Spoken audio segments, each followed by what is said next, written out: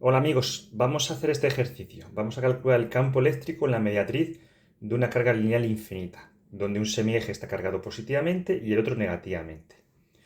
En vídeos anteriores hicimos un ejercicio análogo a este, pero tenía toda la carga lineal está cargada positivamente, ¿vale? En este caso, el semieje negativo está cargado positivamente y el semieje positivo está cargado negativamente.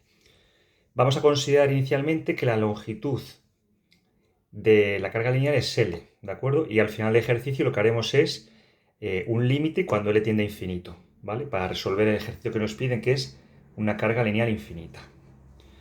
Lo que tenemos que hacer es dividir la carga lineal en pequeños diferenciales de x.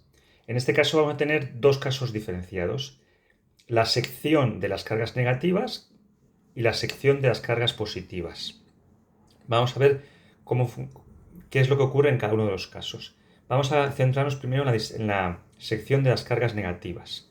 Cada diferencial de x tendrá un diferencial de carga que generará un campo eléctrico en un punto de la mediatriz. Ese campo eléctrico, dado que las cargas son negativas, tienen que ir en el sentido de el diferencial de la carga, ¿de acuerdo? Este es el campo eléctrico es su diferencial de campo eléctrico. Este negativo es debido a las cargas negativas, ¿vale?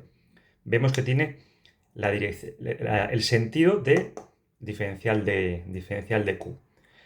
Este campo eléctrico se puede dividir en dos componentes.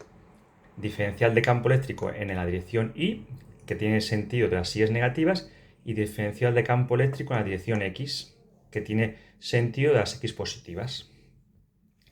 ¿Vale? Este sería para los diferenciales de X que están en la parte del semieje positivo. A diferencia de este caso, en este caso, los diferenciales de X van a crear un campo eléctrico, que lo he anotado como diferencial de campo eléctrico con un más, ¿vale? Refiriéndonos a las cargas positivas, que va alejándose de las cargas positivas, ¿vale? Aquí vemos que tiene sentido de las cargas negativas y aquí va alejándose, ¿de acuerdo? Entonces, por simetría nos vamos a dar cuenta que la componente I de este campo eléctrico va a tener el mismo módulo, pero diferente sentido que este de aquí, por lo tanto las componentes Y se van a anular, ¿de acuerdo?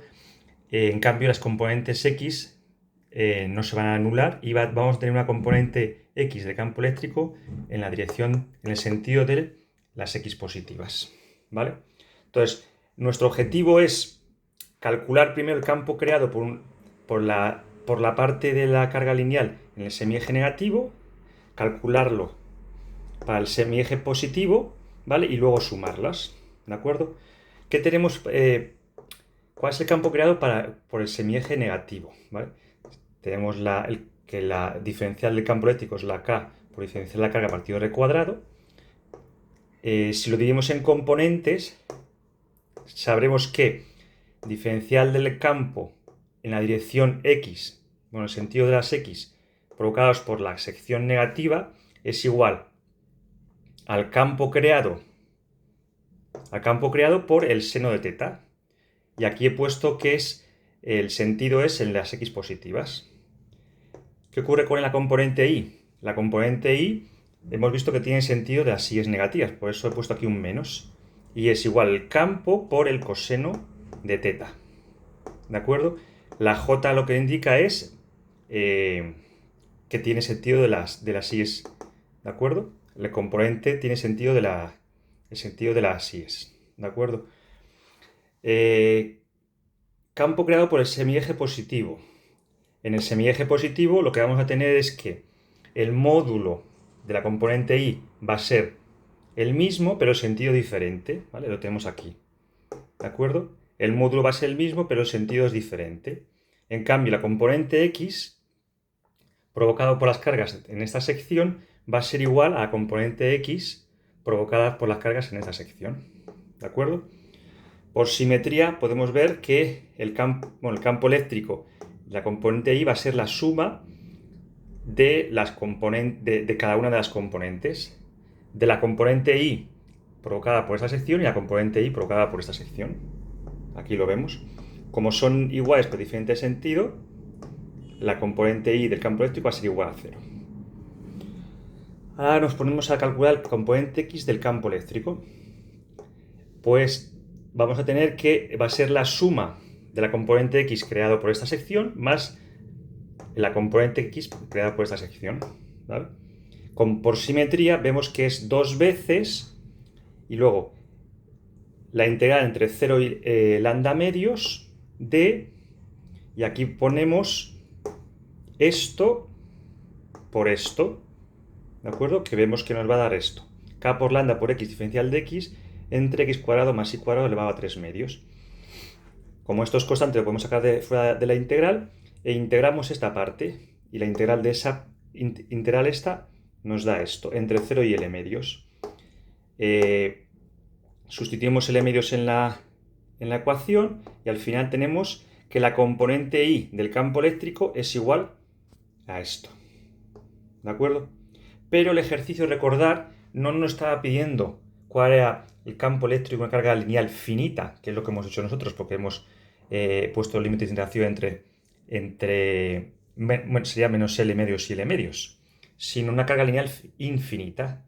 Por lo tanto, lo que tenemos que hacer es coger este resultado y hacer que la L, que es la longitud de la carga lineal, tienda a infinito. Y es lo que hemos hecho aquí. Como la carga lineal es infinita, L tiende a infinito, sustituimos aquí un valor muy grande de L y vemos que el término I cuadrado es despreciable con respecto a este de aquí. Por lo tanto, nos deshacemos de I cuadrado, eliminamos I cuadrado, ¿de acuerdo? Y al final operando, bueno, nos hacemos de I cuadrado, L cuadrado sería un número muy grande, L cuadrado partido 4, por lo tanto este término tiende a 0, ¿de acuerdo? Y entonces al final únicamente nos quedamos con 2k lambda multiplicado por 1 dividido entre i, ¿vale? Componente x para cuando la L es mucho mayor que i es eso. Si nos damos cuenta, este ejercicio lo hicimos cuando la carga lineal estaba distribuida uniformemente y todo era positivo, todas las cargas eran positivos, y teníamos este mismo resultado, pero era componente y, ¿de acuerdo? En ese caso no había componente x y había componente y. La componente y, el módulo era este mismo. Ahora en este caso, como tenemos una parte positiva y una parte negativa, no tenemos componente y, solo tenemos componente en la dirección de las x y el módulo es el mismo que en el vídeo anterior. ¿De acuerdo? Un saludo.